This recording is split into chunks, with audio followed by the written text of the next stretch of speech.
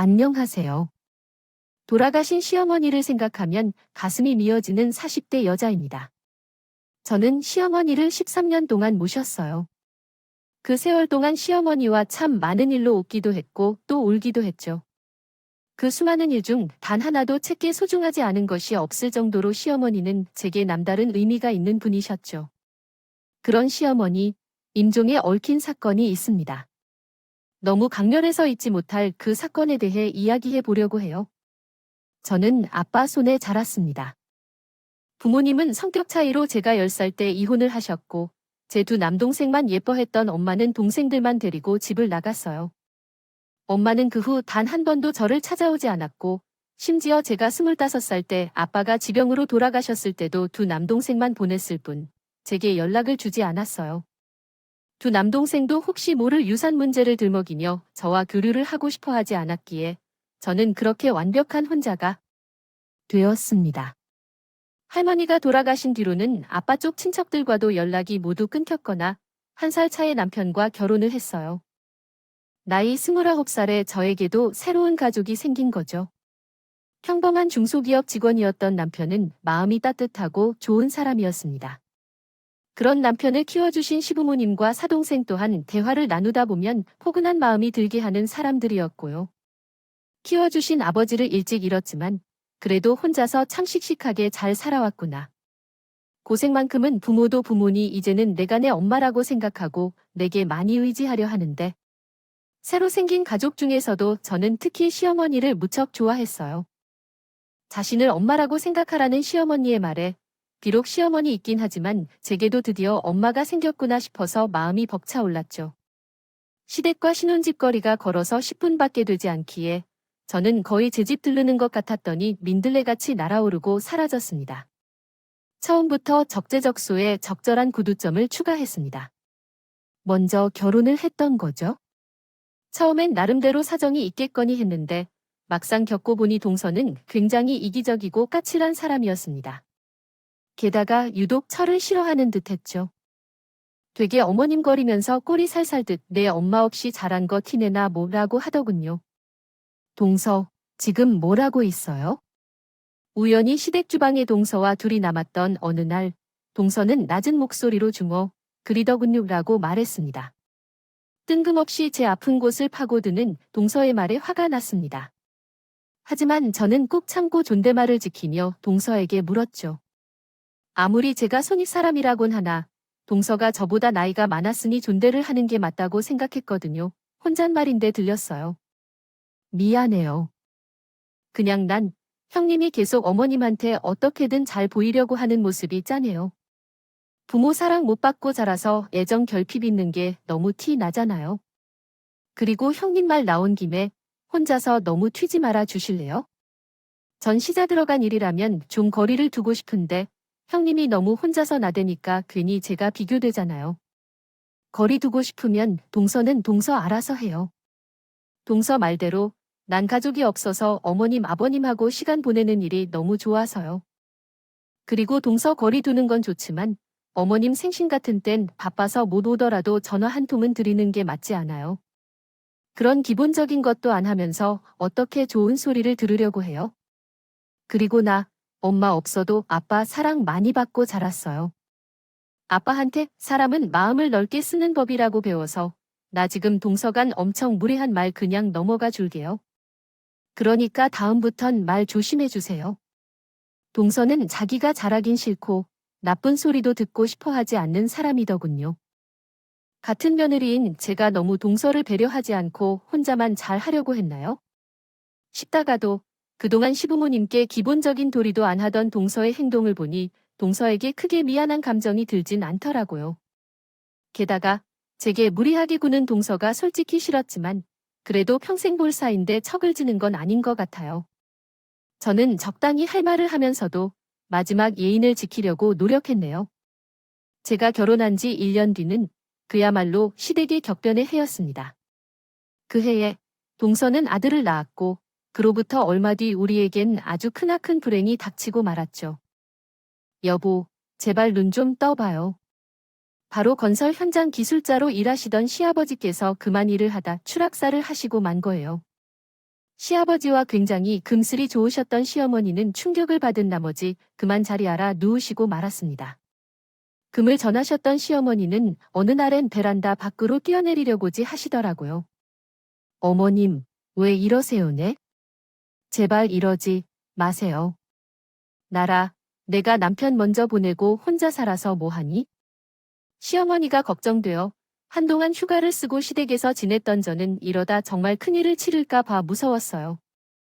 날이 갈수록 몸도 마음도 약해지는 시어머니를 도저히 혼자 둘 수가 없었죠. 결국 저는 남편과 상의 후 시어머니를 저희 집으로 모시게 되었습니다. 어머님, 이제 저랑 큰아들이랑 서로 의지하고 살아요. 어머님은 절대 혼자가 아니에요. 아셨죠? 남편보다 근무 시간 조절이 자유로웠던 전 시어머니를 모시고 꾸준히 정신과를 내원했습니다. 그리곤 어떻게든 시어머니 기력을 회복해드리고자 보약도 지어드리고 옆에서 끊임없이 수다를 떨어댔죠. 고맙다, 내야. 내가 너 아니었으면 진지애네 시아버지를 따라갔을 거다. 남편과 시동생 그리고 시어머니는 제게 굉장히 고마워했는데 동서는 그 꼴이 보기 싫었는지 명절에 다 같이 있는 자리에서 이렇게 얘기하더군요. 저는 우리 유한이 키우느라 어머니 못 모시고 여기도 자주 못 오는 거잖아요. 형님은 여태까지 애를 못 낳았으니까 시간이 많았던 거 아니에요? 자꾸 형님만 예뻐하시면 저 서운해요. 어머님네 형님이 아이 문제로 얼마나 마음고생하고 있는데 그걸 꼭 그렇게 이야기해야겠니? 그리고 내가 해보느라 명절 빼곤 여길 한 번도 못 왔다고. 너 내가 저번에 유한이 보러 가고 싶다고 했을 때도 집이 더럽다면 기고 못 오게 했잖니. 난 너한테 크게 바라는 거 없으니까 너도 나한테 예쁨 받으려고 애을 필요 없다. 그러니까 내 형님을 질투할 필요도 더더욱 없어. 시어머니는 동서의 말을 반박하며 냉정하게 대답하셨고 낱말을 했다가 본전도 못 찾은 동서는 입을 삐죽거렸다. 시동생은 미안한 표정으로 제게 대신 사과를 했고 남편은 그런 동서를 째려보더군요. 다행히 시어머니는 시간이 흐르며 기운을 많이 차리셨다. 와중에 우리에게 아주 기쁜 소식이 찾아왔어요. 바로 저와 남편이 결혼한 지 5년 만에 예쁜 딸이 태어나 준 거죠. 난 적어도 애가 초등학교에 들어갈 때까진 당신이 애 곁에 있어 줬으면 좋겠어. 이참에 당신도 좀 쉬고 남편의 권유도 있고 저 또한 제 아이만큼은 엄마의 사랑을 듬뿍 느끼며 자라게 해주고 싶었기에 저는 한동안 주부로서의 삶을 살게 되었습니다. 그런데 언제부터인가 시동생이 자꾸만 시조카를 우리 집에 맡기고 죄송해요. 형수님, 소연이 돌보느라 힘드신 거 아는데 애 엄마가 자긴 이제 육아에 이골이 났다면서 애 돌보볼 생각은 안 하고 일하는 시간 외에도 자꾸 밖으로만 도네요. 형수님 아시다시피 제가 얼마 전에 휴대폰 대리점을 창업했죠. 저도 매장에 아침부터 저녁까지 붙어 있어 해서 유한일 돌보기가 어렵네요. 여긴 엄마도 계시니까 제발 부탁 좀 드릴게요. 형수님, 하필 그때 당시 시동생 내 집 근처 어린이집 원장이 원생학대로 신고를 당했던 터라 시동생은 어린이집에 조카를 맡기기가 무섭다고 말하더군요. 시동생의 손을 붙잡고 멀뚱멀뚱 저를 바라보는 조카를 보니 엄마에게 외면받던 과거의 제 모습이 생각나더라고요. 얼마든지요. 서방이 말씀대로 어머님이랑 저랑 집에 둘이나 있는데 애 둘을 못 보겠어요. 시동생은 고맙다며 이후 저에게 매달 50만 원씩을 보내주었어요. 창업 때문에 빚이 많아 더 드리지 못해 죄송하다는 말과 함께 말입니다. 조카는 참 착하고 순했던 아이를 왜 그렇게 방치하는 건지, 엄마가 돼서 왜 이렇게 아이에게 무책임한 건지 동서에게 참 화가 나더군요.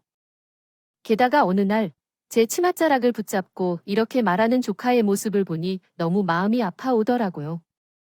큰엄마, 전 큰엄마가 진짜 우리 엄마였으면 좋겠어요. 저희 엄마는 저를 안 사랑하는 것 같아요. 집에서도 얼마나 애한테 정을 안 줬으면 7살 난 애가 이런 말을 했겠습니까? 저는 그날 저녁 술 냄새를 풍기며 조카를 데리러 온 동서를 물었어요. 동서, 일이 얼마나 바쁜 건지 모르겠는데 그래도 동서는 엄마잖아요. 나랑 어머님이 돌봐준다고 해도 아직 어린 애가 얼마나 엄마 품이 그랬겠어요? 우리한테 맡기지 말란 말 안 하셨으니까 요한이한테 살갑게 좀 대해줘요. 형님, 내 남편이 우리 애 돌봐주는 돈 준다면서요. 돈 받고 애 봐주는 거면서 생색은? 그리고 전부터 말하고 싶었는데 형님이랍시고 나한테 자꾸 뭘 가르치려고 들지 말아요. 내가 형님보다 나이도 3살이나 더 많은데 술이 좀 된 건지 동서는 평소보다 격앙하게 소리까지 지르더라고요. 술 취한 사람과 무슨 대화를 하는지 궁금했죠. 저는 입을 닫았죠. 게다가 그런 자기 엄마 모습에 겁에 질린 조카를 차마 동서와 함께 돌려보낼 수 없어 저는 그날 조카를 저희 집에서 재웠습니다. 말았네요. 그렇게 시간이 흘러 조카가 초등학교에 들어간 해 그만 또다시 큰일이 터지고 말았습니다. 시어머니께서 많이 건강해졌다 싶어 마음을 놓고 있던 차에 시어머니는 그만 뇌경색 판정을 받고 말았거든요. 내야, 너무 무섭구나. 내 몸이 말을 듣지 않아 급작스럽게 마비가 온 시어머니 능겁에 질려 눈물을 흘리셨습니다. 시어머니는 수술을 받은 후 꾸준한 치료를 병행했지만 시어머니의 상태는 호전됐다 심해졌다가 그 반복하더군요. 그러더니 발병한 지 5년 뒤엔 또 한 번 병원에 실려간 시어머니는 결국 후유증으로 언어 장애와 완전 마비까지 얻게 되었죠. 어머니 괜찮아요. 차근차근 다시 제어하면 돼요. 제가 옆에서 도와드릴게요. 제가 끝까지 어머님을 지켜드릴 테니까 아무것도 무서워하실 거 없어요. 크게 상심하지 시어머니를 붙잡고 저는 엉엉 울었습니다. 그토록 곁에 붙어서 최선을 다해 간병의 것만 자꾸만 시어머니를 병들게 하는 세월이 야속하게 느껴졌죠. 어머님, 저 붙잡고 우리 집안 한 바퀴만 돌아요. 재활병원 다녀오셨어도 집에서도 이렇게 꾸준히 연습을 해줘야 빨리 나으시죠. 말씀도 자주 해버릇 하셔야 늘고요. 저는 뇌경색에 좋다는 음식들은 죄다 사다 드렸고 시어머니의 재활도 열심히 도왔습니다. 남편과 시동생도 주말에는 시댁으로 와서 시어머니를 돌봤고 조카는 여전히 시동생 집보다 저희 집에서 보내는 시간이 많았습니다. 오직 동서 아이 전보다 더욱 저희 집으로 향하는 발길이 뜸해졌고 저도 애엄마가 대체 밖에서 뭐라고 돌아다니는지 모르겠어요. 집도 애한테도 관심 없고 돈 벌어서 다 어디다 쓰는지 생활비도 일절 안 내요. 그래도 장모님이 좋으시고 애한테 엄만 있어야 하지 않나 싶어서 그냥 남처럼 참고 사는 거죠. 가족의 지극한 정성 덕분인지 시어머니는 어느 날씨나 대화를 할 수 있을 정도로 언어 장애가 호전되셨고 지팡이를 짚고 있긴 하지만 스스로 걷기도 잘 하게 되셨습니다. 그런데 14살이 된 조카가 어느 날부터 생전 잘 찾아오지 않던 동생이 자꾸만 우리 집으로 찾아오더군요. 그것도 매번 시어머니에게 선물까지 들고 오는 것이에요. 또 왔어요 동서. 손에 그것 뭐예요? 스카프. 그것도 어머님 선물이에요. 그럼 형님 거겠죠? 어머님 방에 계시죠? 그렇긴 한데. 동서, 요즘 무슨 일 있어요? 예전이랑 행동이 너무 달라서 희한해서. 왜요? 제가 어머님한테 예쁨 받으면 형님이 뒷전될까 봐 싫으세요. 하여튼 그 욕심은 왜 잘하려고 해도 티를 내요. 저도 이제라도 어머님한테 예쁨 받는 며느리 되고 싶어서 그래요. 어머님, 저 왔어요. 시어머니께서 별 말씀 없으시고 시동생 또한 동서의 행동에 대한 이유를 몰랐기에 우리는 모두 동서가 정말로 마음을 고쳐 먹었구나 하고 추측할 수밖에 없었습니다. 그러지 않고서야 자기밖에 모르던 사람이 저럴 이유가 없었으니까요. 그런데 사람이 완전히 변했다 그엔 또 그렇지도 않은데 동서는 저희 집에 놀러와 있는 조카는 여전히 본체만 체했어요. 중학생인 조카는 일주일에 하루 이틀 정도만 저희 집에 놀러 왔었는데 동서는 조카를 보고도 큰 관심이 없더군요. 근데 동선 왜 올 때마다 어머님이랑 방에 들어가서 방문을 꼭 닫고 있어요. 밥 먹고 가래도 어머니만 베고 그냥 쌩하니가 버리고요. 제가 어머님이랑 친해지고 했지 누가 형님하고 사이좋게 지내고 싶다고 했어요. 형님이 또 여우같이 저랑 어머님 사이 끼어들어서 해방 놓을까 봐 그러죠. 제발 제 일에 신경 좀 꺼 주실래요? 게다가 여전히 동서는 입을 확 꼬집어주고 싶을 정도로 제게 얄밉게 굴었습니다. 그 모습에 저는 고개를 절레절레 저으며 동서에게 말 붙이기를 포기했어요. 그런데 동서 일과는 별개로 시어머니는 자꾸만 우울한 모습을 보이셨습니다. 멍하니 방에서 한숨을 내쉬는 일이 잦으니 나중에는 밥상을 바라보다가 조용히 눈물까지 흘리시더라고요. 어머니, 왜 우세요? 그 모습을 본 남편은 크게 당황해서 시어머니에게 물었습니다. 저 또한 놀라서 시어머니에게 얼른 휴지를 가져다 드렸는데 시어머니는 고개를 가로저으며 이렇게 말씀하셨죠. 그냥 이렇게 오래 살아서 못하나 싶어서 그런다. 먼저 간 양반이 너무 보고 싶어 당황스러웠습니다. 아무리 물어봐도 기분 전환을 시켜드리려고 해도 날이 갈수록 대답도 없이 우울해하시니 대체 왜 그러시나 걱정이 태산이었지만 우울증이 다시 오신 것 같아서 내가 예약을 잡아서 다시 정신과 좀 모시고 다녀올게요. 저는 어떻게든 시어머니를 돕고 싶었습니다. 하지만 그럴 기회는 결국 영영 오지 않았어요.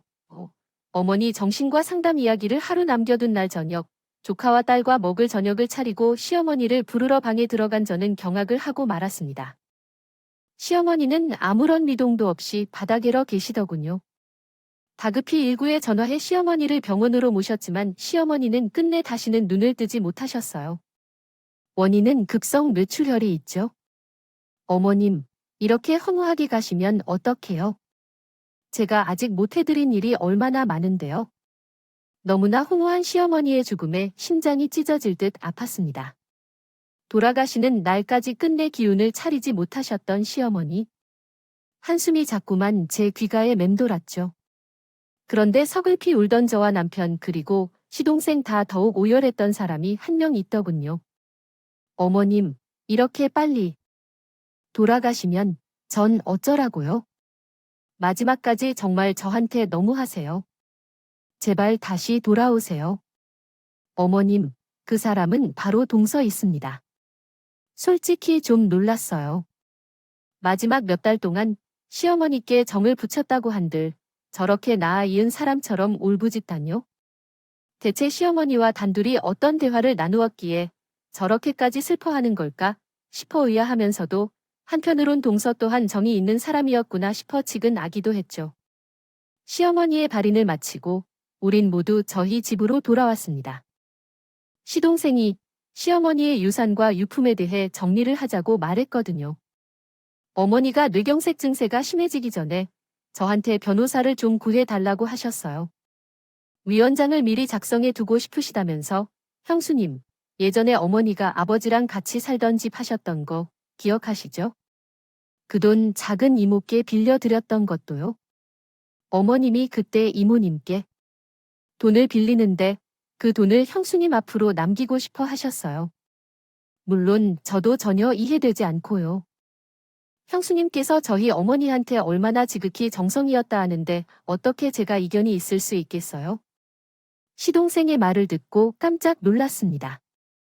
제 돈도 아니었던지라 집을 파셨다. 돈에 대해선 일절 잊고 있었거든요. 게다가 그 큰 돈을 저에게 남기다니 당황스럽게 이을 데 없었죠. 그런데 제가 뭐라고 이런 방구하기도 전에 큰 소리로 반대 의견을 말한 사람이 있었어요. 절대 안 돼요. 다들 형님의 실체를 알아야 한다고요. 그 사람은 바로 동서입니다. 그리고 동서의 입에서 나온 엄청난 발언은 온 식구들을 모두 경악하게 만들었어요. 다들 어머님을 죽인 사람이 누군지 모르시죠? 뭐 당 무슨 소리야? 어머님을 누가 돌아가시게 만들었다는 거야? 어머님은 왜 출혈로 돌아가셨어? 아, 모르는 소리마, 아주버님. 저기 뻔뻔한 낯짝으로 앉아있는 형님이 바로 전현이 우리 어머님을 죽인 범인이에요. 뭐, 내가 어머님을 어찌했다고 동서 미쳤어? 정말 상상도 못한 발언에 저는 입을 떡 벌렸어요. 아니, 무려 시어머니를 13년 동안 경호하고 모신 제가 시어머니를 돌아가시게 한다는 게 말이나 되는 소리라면 대낮부터 그 꼴 앉아 있다니까요. 남편과 시동생도 어이가 없었는지 동서를 황당한 표정으로 쳐다보더군요. 재수씨, 아무리 평소 우리 집 사람을 싫어했다만 이건 돌아 지나치자. 하지만 비어진 동서의 말은 더욱 충격적이었습니다. 이어진 동서의 말을 듣고 남편과 시동생은 당황한 눈빛으로 저를 쳐다봤지. 제가 어머님을 왜 계속 찾아봤는데 알아요? 어머님이 몇 달 전에 울면서 전화를 하셨거든요. 형님이 집에 아무도 없을 때만 골라서 그렇게 구박한다며? 서로 있을 때는 어머니께 밥도 안 주고 꼬집고 때리면서 병수발하기 귀찮으니까 눈치 없게 굴지 말고 빨리 죽으라고 말했다고 어머님이 얼마나 펑펑 우셨는데요. 평소 절 곱게 보지 않아 어머님이 얼마나 답답하고 무서우셨으면 저한테까지 전화를 했겠어요. 제가 어머님이 너무 안타깝고 가여워서 형님하고 어머님하고 둘만 있는 시간 최대한 막아보려고 그렇게 자주 찾아갔던 거예요. 혹시 자신이 형님에 대해 저한테 말한 사실을 들킬까 봐 무서워하시길래 어머님을 안심시켜드리려고 방문도 닫고 있던 거고요. 아주머니, 어머님 요새 우울해하시고 자주 오셨죠. 그게 왜 그러실까요? 다 형님이 무서워서였겠죠. 겉으론 착한 사람인 척 가면을 쓰고 뒤통수로 어머님을 그렇게 구박한 무서운 사람이 바로 전현이에요. 어머님께서 갑자기 뇌출혈을 온 것도 다 전현이 그렇게 구박하고 스트레스를 줬기 때문일 거라고요. 형님 최근에 알게 된 거죠. 어머님이 형님한테 큰 돈 남기신 거예요. 그래서 이제 볼장 다 봤으니까 어머님 돌아가라고 그렇게 고사 지낸 거 아니에요? 내 말이 틀려요. 그게 무슨 소리예요? 동서남맹세코 어머님이 나한테 유산 남기신 줄은 꿈에도 몰랐다고요. 나한테 다 들킨 마당에 끝까지 역겹게 굴지 말아요. 그럼 어머님이 몇 달 동안 왜 그렇게 힘들어 하셨는데요? 어머님이랑 하루 종일 붙어 있던 사람은 형님이었는데 형님이 어머님이 갑자기 우울하신 이유를 정말 몰랐을까요? 다들 너무 이상지 않았어요. 전 혹시 이 일을 폭로했다가 어머님이 형님한테 해코지 입을까 봐 여태 말도 못하고 전전긍긍했던 거라고요. 형님 이제 속이 시원해요. 어머님 결국 돌아가시게 하니까 마음속으로 이제 됐다 싶어서 좋아 죽겠죠네. 우리 불쌍한 어머님 다시 살려내요. 미칠 노릇이었습니다. 제가 시어머니 유산을 받는 일이 싫어서가 싶으면서도 진심으로 분통 터져 하는 동서의 모습과 너무도 구체적인 내용 때문에 동서의 말에 신빙성이 있어 보여 더덕 환장할 것 같았죠. 남편과 시동생 또한 저와 비슷한 생각이었는지 굉장히 혼란스러워 보였어요. 난 아니에요. 정말 아니라고요. 어머님이 돌아가셔서 누구보다 슬픈 사람이 지금 나라고. 저는 아니라며 펑펑 동서는 환장하겠다 발만 동동 구르고 남편과 시동생은 이게 어찌된 상황인지 혼란스러워하고 정말 아비규환이. 그런데 그때 그 상황을 반전시켜줄 엄청난 발언이 우리 앞에 던져졌어. 거짓말하지 마요. 엄마를 죽게 만든 사람은 바로 엄마잖아요. 그건 바로 뒤에서 저희 딸의 손을 잡고 모든 상황을 지켜본 조카의 말이었습니다. 우린 일순간 모두 정지되어 조카를 쳐다봤어요. 그리고 열린 조카 입에선 상상도 하지 못했던 엄청난 사건의 전말이 줄줄이 흘러나오기 시작했습니다. 너, 그게 무슨 말이야? 너, 아무리 큰 엄마가 좋다고 해도 그렇지. 이 연말 모함의 모함은 지금 엄마가 큰 엄마한테 하고 있잖아요. 저 할머니 돌아가시기 전날 다 들었어요. 아무도 없는 큰엄마네 집에서 엄마가 할머니한테 했던 말 전부 다예요. 엄마, 저 그날 개교 기념일인 것도 몰랐죠. 제가 낮에 큰엄마네 놀러 간다니까 큰엄마가 저 고기 구워준다고 소연이랑 마트에 장 보러 갔을 때 그때 엄마 마침 큰엄마네 또 왔었더라면 안다고 얘기하고 있을 때 엄마 할머니한테 소리 질러대느라 제가 집에 들어온 도 몰랐죠. 저 너무 놀라서 큰엄마한테 얘기하려고 그 내용 다 녹음해놨어요. 엄마가 할머니가 큰놈한테 남긴다 집한 돈 도박빚 갚아야 한다면서 자기한테 달라고 할머니한테 윽박지르던 내용 전부예요. 조카는 동서를 노려보며 휴대폰을 들어 녹음 파일을 재생했죠. 시키더군요. 그리고 그 안에서 흘러나온 내용을 들은 저는 그만 눈물을 터트리고 말았죠. 어머님, 저 도박 때문에 진비. 이번에 못 갚으면 진짜 큰일 나요. 저 신용불량자 되게 생겼다고요. 이미 친정에도 돈 빌릴 대로 빌려서 친정에 손 벌리지도 못하고 애 아빠가 알면 전 끝장이야. 당장 이혼하자고 난리칠 텐데. 어머님, 하나밖에 없는 이 집 장손. 엄마 없는 애로 만들고 싶으세요? 어머님, 전에 사시던 집 돈 전부 형님한테 다 주실 거예요. 진짜 끝까지 저랑 형님 차별하지 않겠다고요. 저도 똑같은 며느리들 정말 너무 하시잖아요. 제가 매번 선물도 갖다 바치고 있는데 몇 달 동안 이렇게 지극정성이었다면 이젠 좀 줄 때도 되지 않았어요? 제가 밤마다 어머님한테 전화까지 해대면서 이렇게 어머님을 괴롭혀 하겠냐고요? 어머님도 저 지겨워하시지 않나요? 저 진짜 급해요. 하다가 끊어버릴래요. 그 돈은 우리 큰애가 평생 날 돌봐준 보답이 지금 내가 줘봤자 또 날 위해 쓸 것 같아서 내가 죽을 때 주려고 아껴뒀던 돈이란 말이다. 내놔, 내놓으라고 나한테 돈도 안 주고 자식들한테 내일 이르기 해봐요. 어디, 나 절대 가만 안 있어. 어머님이 그렇게 아끼던 어머님 손주인 내 아들 인생부터 다 망쳐버릴 거라고요. 이판사판이다 이거예요. 녹음 파일은 거기까지였습니다. 그 뒤 동서는 방문을 쾅 열고 나와 집을 나가 버렸는데 순간 당황한 나머지 조카는 화장실로 숨었다는군요. 그리고 재빨리 시어머니께 달려가 우는 시어머니를 달랬는데 조카가 대화를 다 들었다 하자 시어머니께서 이러셨다 겁니다. 할머니, 절대로 어른들한테 일을 말하지 말라고 부탁하셨어요. 가뜩이나 할머니 때문에 마음고생 많은 세 분한테 걱정 끼치고 싶지도 않고 더더욱 절 엄마 없는 애로 만들기 싫으시다면 그때 할머니가 너무 간절하게 말씀하셔서 차마 곧바로 큰 엄마한테 말씀드리지 못했어요. 근데 아무리 생각해도 이건 숨길 일이 아닌 것 같아서 그날 저녁에 큰 엄마한테 말씀드리려고 했는데 하필 그날 할머니께서 쓰러지신 거예요.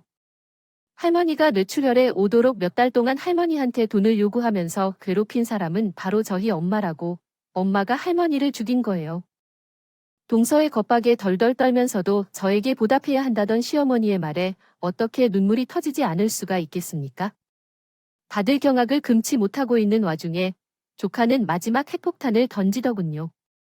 이것뿐이에요. 저 엄마가 장례식장 밖에서 누군가랑 통화하는 내용도 다 녹음해놨어요. 엄마한테 먼저 사실대로 이실직고 하라고 말하려고 엄마 따라갔다가 다 들었다고요. 이렇게 말한 조카는 또 다른 녹음 파일을 재생했습니다. 시켰어요. 그리고 그곳엔 동서가 왜 저를 그렇게 모함했었는지에 대한 이유가 명백하게 들어있었죠. 미친 노인네. 끝내 나한테 그 돈 안 주고 꼴까닥 해버렸어. 아, 이제 돈 나올 구멍은 진짜 그것뿐이었는데. 학원 취미생도 입시하라고 꼬셔서 개인 과외로 돌리고 연줄로 대회에서 입상하게 해주겠다고. 학생 학부모들 꼬셔서 뒷동 아직 다 뜯어냈어도 빚 갚는데 턱없이 부족해. 뭐, 진짜 입상하게 해줄 수 있냐고. 야, 당연히 뻥이지. 나중에 대충 운이 안 좋았다고 둘러대면 그만 아냐? 하, 이렇게 된 거 형님. 이 노인을 괴롭혀서 죽게 했다고 모함이라고 해봐야지. 안 되겠어?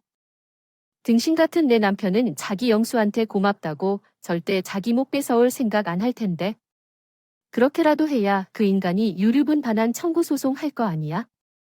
우선 내 빚 사채로 돌려막았다가 유산 반환 받으면 그땐 남편 어떻게든 구슬려서 그 돈 받아다가 갚아야겠다. 미쳐있던 동서는 도박 빚을 갚기 위해 저를 모함해 시동생을 꼬드겨서 소송을 걸어 돈의 일부라도 빼앗아갈 생각을 했던 겁니다. 여태 학원 학생들을 가외로 빼돌리고 거짓말로 학부모들에게 돈까지 뜯어낸 걸로도 부족해서 말이죠. 내용을 모두 들은 우린 모두 난리가 났습니다. 눈에 핏발이 선 우리를 보며 동서는 바들바들 떨고 있더군요. 아, 그게 난 여보. 내가 다 설명할게. 설명. 무슨 설명이 어디 있어. 이 쓰레기 같은 인간아. 아, 시동생은 분노를 참지 못하고 동서의 뺨을 내려쳤습니다. 바닥에 쓰러진 동서는 엉엉 울며 고개를 들지 못했. 시동생은 그런 동서에게 마구 고함을 질러댔어요. 내가 아무리 집안일에 무심했고 우리 유한이 생각해서 참았어. 우리 유한이 엄마 없는 애 만들기 싫어서. 근데 감히 너다. 아이가 우리 엄마한테 그런 짓을 해? 그냥 죽어 억울하게. 죽은 우리 엄마 따라서 너도 그냥 죽어버려. 너 같은 건 당장에 이혼이야. 그러더니 시생은 바닥에 엎드린 동서에게 마구 발길질을 해댔습니다. 동서는 마구 비명을 질렀지만 남편은 악에 받친 눈으로 동서를 노려보고 있을 뿐이었고 저 또한 시동생을 말릴 생각이 전혀 없었죠. 시동생에게 두들겨 맞던 동서는 제 앞으로 엉금엉금 기어서 도망와 제 다리를 잡고 애원하다. 형님, 잘못했어요. 사람이 급하면 실수도 할 수 있고 그런 거잖아요. 형님, 마음 넓으시면 형님 2번 다시 형님 앞에 나타나지 말라면 안 나타날 테니까. 저 어머님 유산 좀 빌려주시면 안 돼요? 저 진짜 지금 빚더미 꼭대기 올라앉아 있어요. 제발, 저 좀 살려주세요. 살려줘. 지금 마음 같아선 동 잡아 찢어버리고 싶은 사람이 바로 나야? 돈 때문에 아픈 어머님을 그렇게 괴롭혀? 됐어. 돈 때문에 어머님을 겁박한 것도 모자라 자기 아들 인생을 망치있다고 으름장 아진하네. 도박빚 갚으려고 어머님을 그렇게 만든 너한테 줄 어머님 유산은 단 한 푼도 없어. 이거 진짜 미친 여자 아니야? 야, 박기성이 더러운 거 얼른 내 집에서 안 치워. 이런 여자, 아내라고 데려온 너도 꼴 보기 싫어. 당장 이거 데리고 꺼져. 남편은 경멸스러운 표정으로 동서를 노려보며 소리쳤습니다. 남편의 말에 동서는 이젠 조카에게 기어가 다급히 애원했다. 아들네, 아빠 좀 설득해봐. 엄마 빚 좀 갚아달라고. 엄마 버리지 말아 달라고. 아들, 엄마 없이 살 수 있어. 너, 한창 엄마 많이 찾을 나이잖아. 엄마 없이 어떻게 살려고 그래, 엄마요. 제가 그토록 엄마를 찾을 땐 저를 나몰라라 했으면서. 아쉬울 때만 절 아들이라고 부르세요. 전 엄마 필요 없어요. 저는 세상에서 엄마가 제일 혐오스러워요. 저한테 엄마는 큰엄마 한 분, 눈을 질끈 감고 동서의 손을 뿌리치며 시동생은 눈이 뻘개져서 동서의 뒷모습을 잡고 집을 나가 버렸어요. 그 뒤에 남은 조카는 울먹이며 제 딸을 끌어안고 겁에 질린 표정으로 저에게 말했어요. 큰엄마, 미리 말씀 못 드려서 정말 죄송해요. 죄송해요, 큰아빠. 엄마, 아들인 제가 미우이. 저도 나갈게요. 정말 죄송해요. 그게 무슨 소리야, 유하나?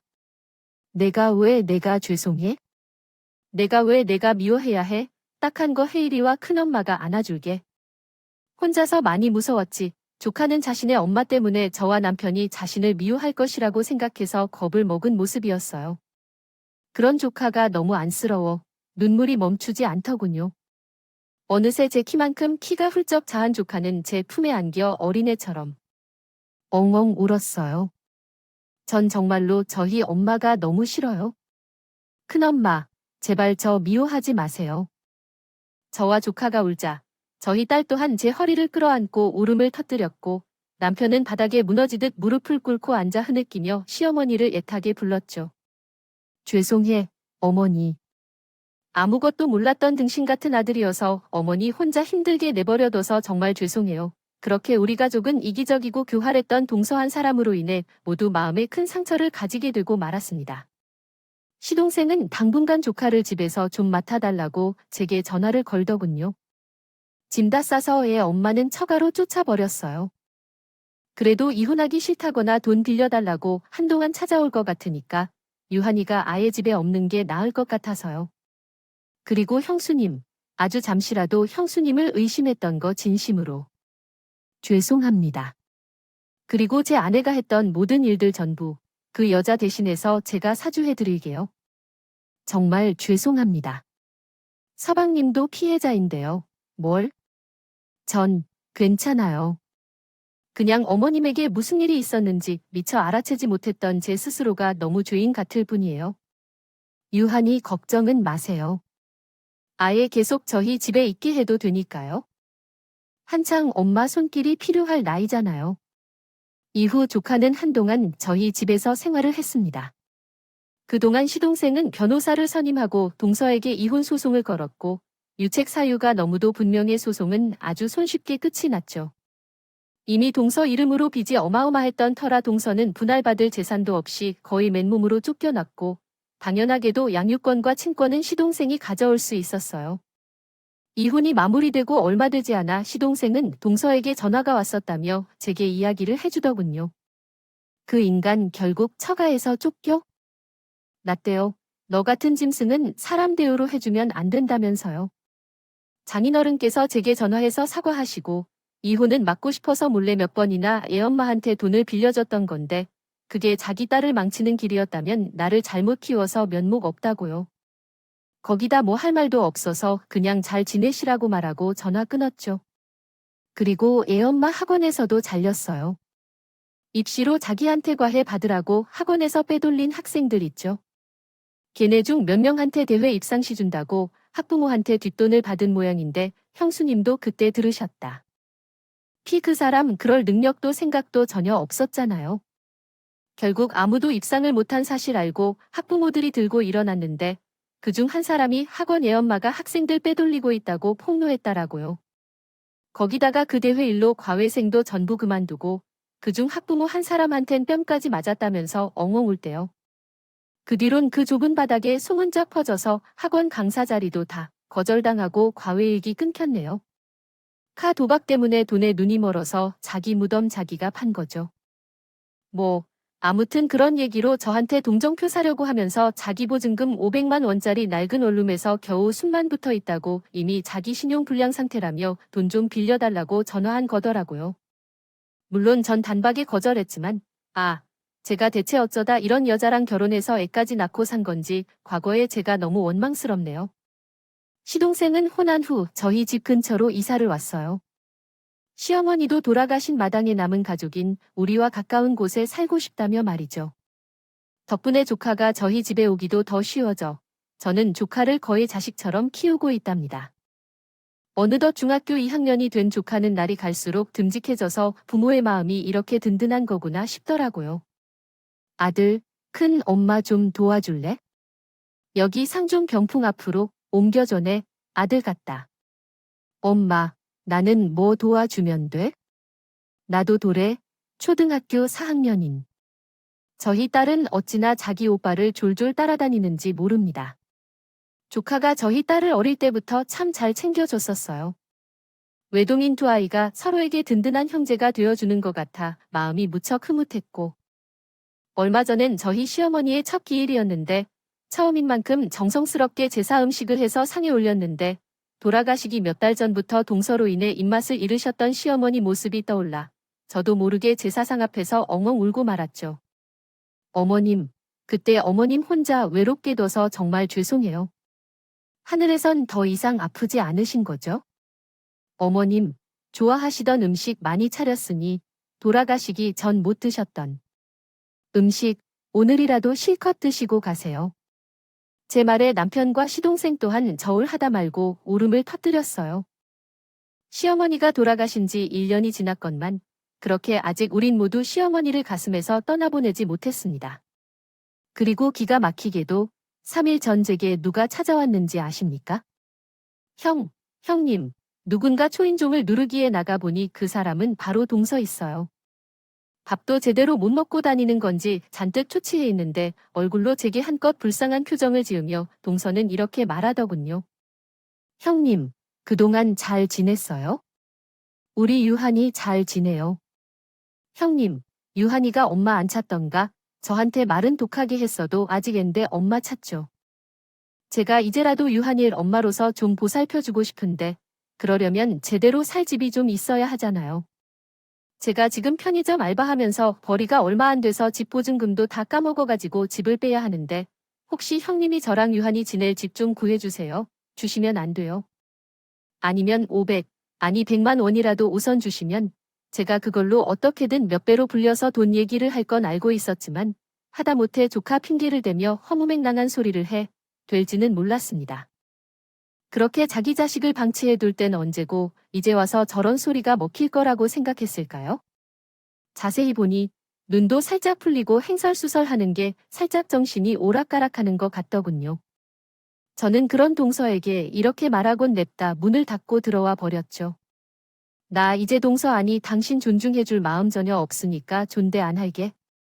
마음 같아선 그 면상에 똥무리도 끼얹고 싶은데 보니까 제 정신 아닌 것 같아서 내가 그렇게까진 안 할게. 근데 또 한 번 내 앞에 나타나서 유한이 이름 입에 올리면 나 그땐 불지옥이라도 쫓아가서 당신 요절 내버릴 거야.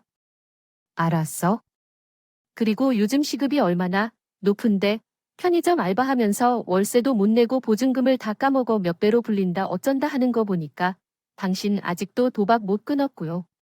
주게, 내가 지금 이렇게 얼굴 맞대고 얘기해주는 건 당신이 우리 유한이 낳은 친모의 마지막 남은 이성으로 예에 지켜주는 거야. 당신 아니 너 계속 그렇게 스스로 천벌 내리면서 꼭 그렇게 살아. 우리 어머님 눈에 피눈물 나게 한 죄가네. 인생 망치는 걸로 갚으라고. 난 앞으로 다시내 얼굴 보고 싶지 않거든 객사하더라도 나랑 유한이 안 보이는 데서 핵 꺼져. 그렇게 성질 더럽던 동서는 힘없는 목소리로 몇 번 더 저를 부르더니 이내 집 앞에서 사라졌더라고요. 철저히 망가진 동서의 모습을 보며 인광호, 아는 게 정말 존재하긴 하나 보더라고요. 저는 시어머니께서 물려주신 그 돈을 예금 통장에 잘 보관하고 있습니다.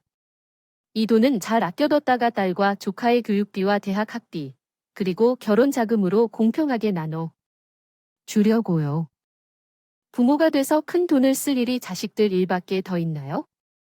부디 애들 잘 키워서 조카, 며느리도 보고 사이도 본 뒤에 아주 나중에 시어머니께 자랑스럽게 말씀드려야죠.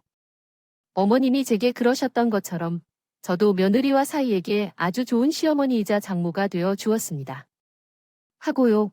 아직까지 저는 시어머니를 생각하면 죄책감 터들고 납니다. 시어머니를 끝까지 지켜드리지 못해 끝내 괴로운 마음을 가지고 돌아가시게 한 것 같아 너무 마음 아프고 죄스럽고 가끔씩 시어머니가 나오는 꿈을 꿀 때면 저는 꿈속에서도 엉엉 울며 시어머니께 용서를 빕니다.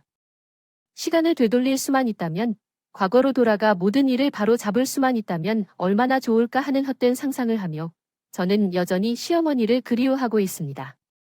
저는 유일한 제 어머니였던 시어머니와의 만남과 마지막을 정리해요. 보고 싶어 이렇게 사연을 보내게 됐어요. 쓰다 보니 글이 온통 후회로 점철되어 있긴 하지만 오랜만에 시어머니와의 추억을 되짚어 보았더니 조금은 마음이 가벼워진 것도 같네요. 사연을 마무리하며 한 가지 부탁이 있다면 자식 둔 부모님들께서 부디 자식이 걱정할까 봐 말씀을 아끼지 않으셨으면 좋겠다는 겁니다. 혼자 끙끙 앓다가 결국 돌아가신 저희 시어머니처럼 말입니다. 부모님에게 말 못할 사정이 있었다는 사실을 뒤늦게 알게 되면 자식들 마음에는 아주 큰 상처와 죄책감이 남게 된다는 사실을 꼭 잊지 않으셨으면 해요. 부디 부모 자식 모두의 마음에 말 못할 상처가 없는 행복한 가정이 되시길 서울 어딘가에서 시어머니를 그리워하는 며느리가 바라고 또 바라겠습니다. 감사합니다.